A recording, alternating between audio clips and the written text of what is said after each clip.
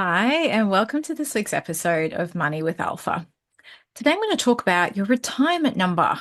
And while, depending on where you are in your work life and life in general, your retirement might seem like a long way away, or it might be feeling awfully close and you don't really know if you're prepared for it. What are you even aiming for? What's the gap of where you are now to where you think you should be?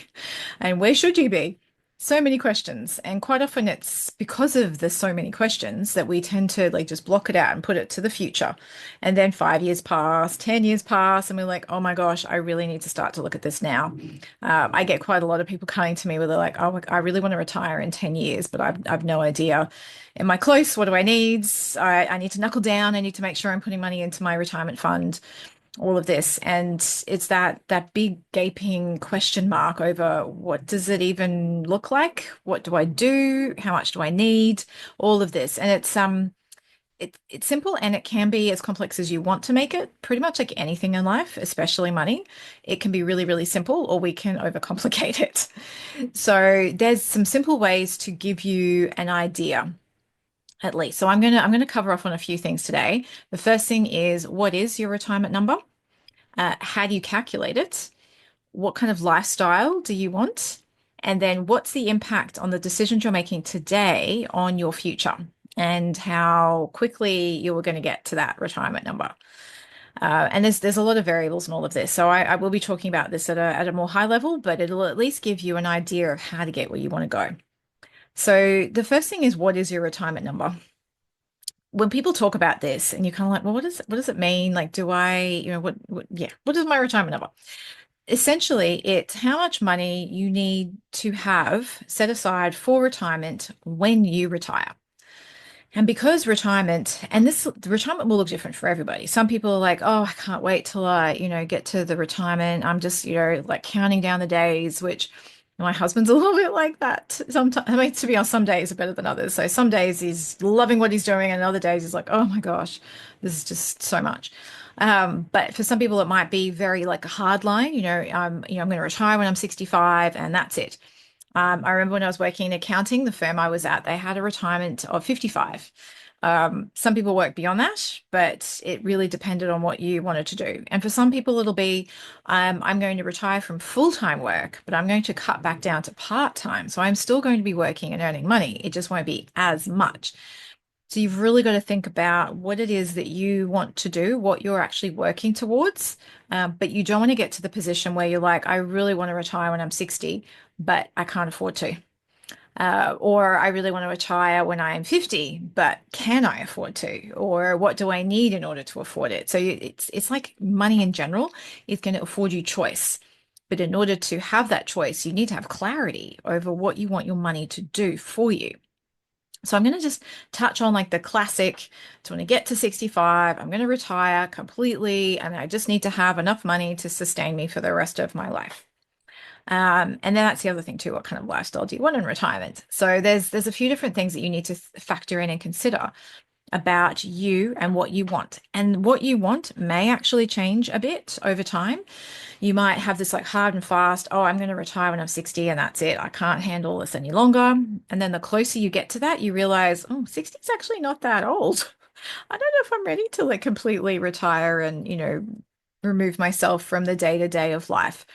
Maybe I do want to keep working a bit longer, or maybe I can't. Like maybe your job is quite physical, or it's very mentally or emotionally draining. I've got a few clients who work in support and care workspace, and they're like, I can't sustain this for the next 10, 15 years. I need to be able to factor in lessening my hours just so that I have more care time and like in terms of like self-care and more recovery time because it's very physically, emotionally, or mentally draining.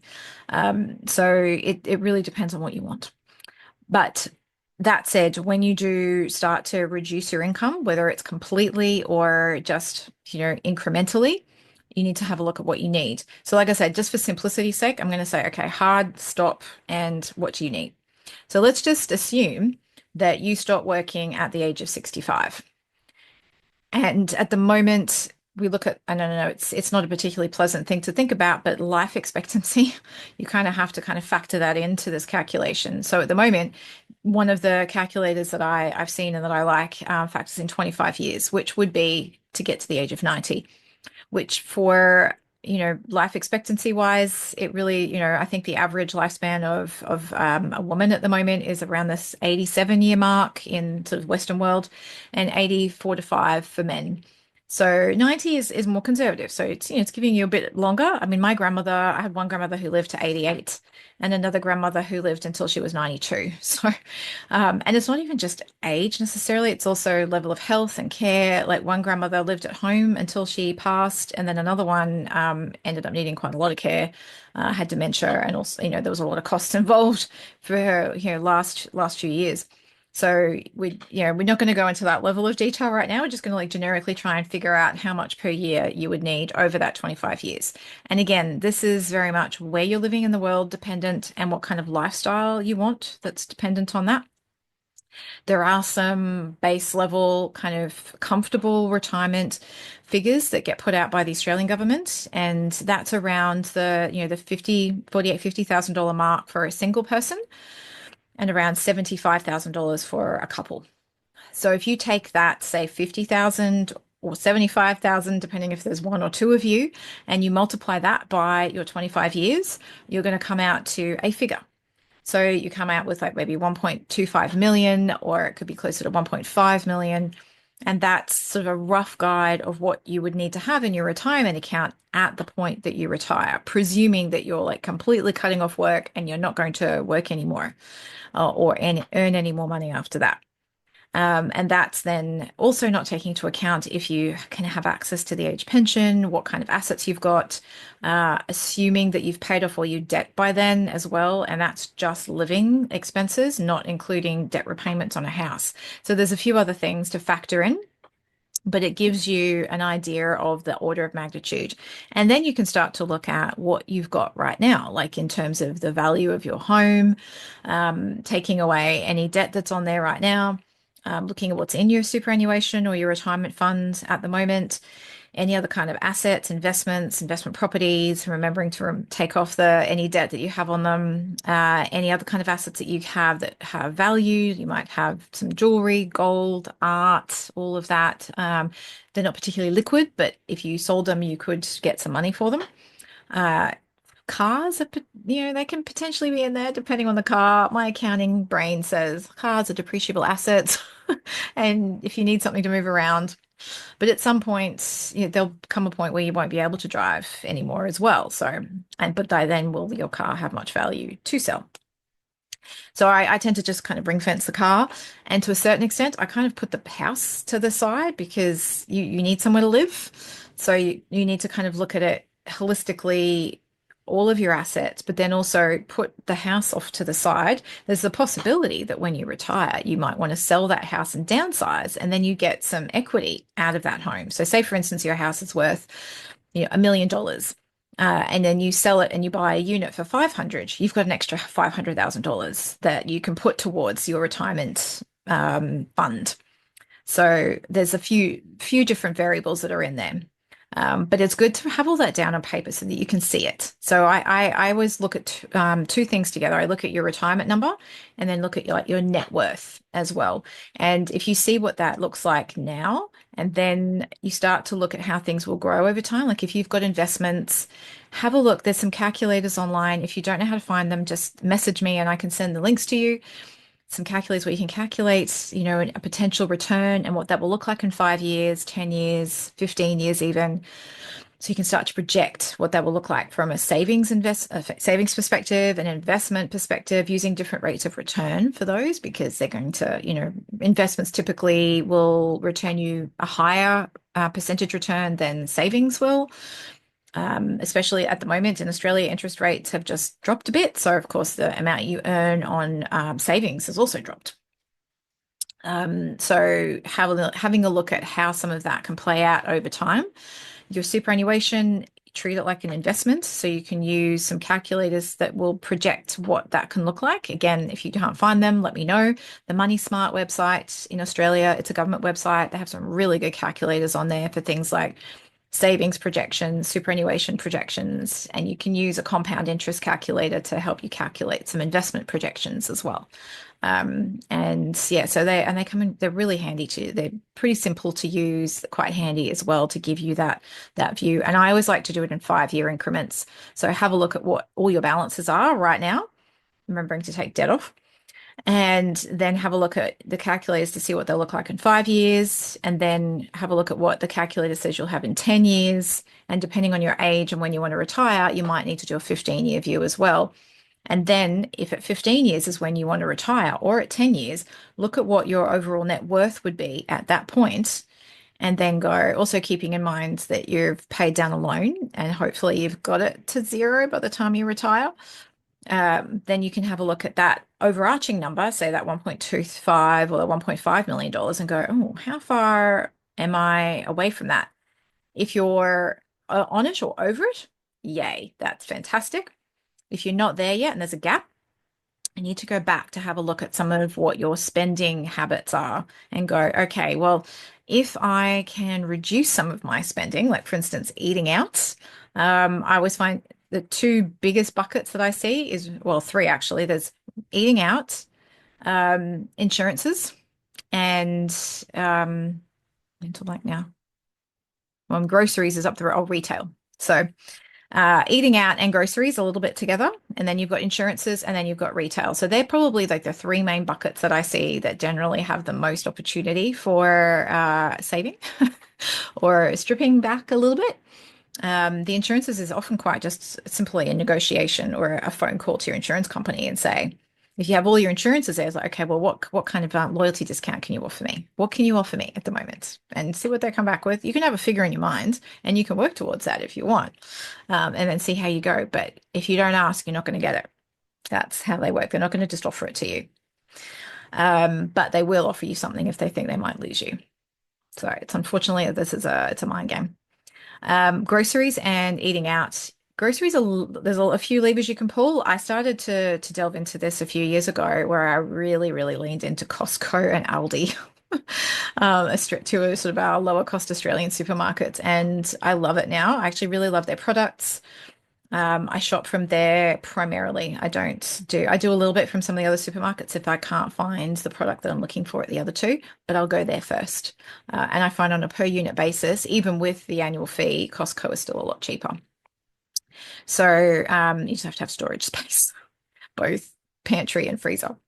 And a big family, it works even better. So and then eating out, it's like, could I, especially, I mean, I tell you, Aldi these days has some really good, like, you can just like do the last bit of ready-made. Like, for instance, I really like Pad See Ew from the local Thai place, and we still like to support them, and we'll probably have takeout from there maybe once a month. But if I want to have something like that in the interim, there's like these pre-made kits, and the ingredients are actually pretty good in them. There's some coconut sugar, and there's no extra preservatives apart from like salt. And then all you have to do is add in the meat or the seafood if you want to add that, or some veggies. And then the rest of it's in the packet. And the packet can feed at least 2 meals, and they're usually about $5.50 for the 2 meals, plus the little extras. So you're looking at probably $10 for 2 really nice meals, which at takeout would be $40. So there's like $30 just on one meal that's gone. So it's amazing how when you start to get into that kind of habit and mindset, it actually starts to really add up to hundreds, if not thousands of dollars a year. And that's hundreds or thousands of dollars you could be investing and or saving to help bridge the gap to get to your retirement number.